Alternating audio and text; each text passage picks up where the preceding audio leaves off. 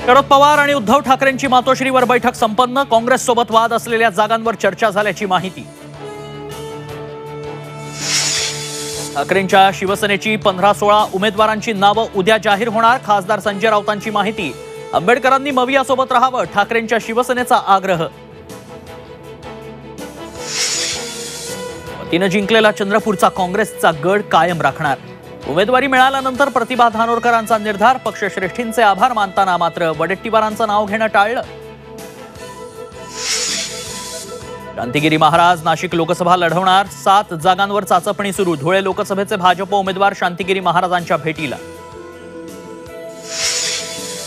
अजित पवारांच्या राष्ट्रवादीची पहिली यादी 28 मार्चला जाहीर होणार। सूत्रांची माहिती। अजित पवार 5 पेक्षा अधिक जागा लढवण्यावर ठाम।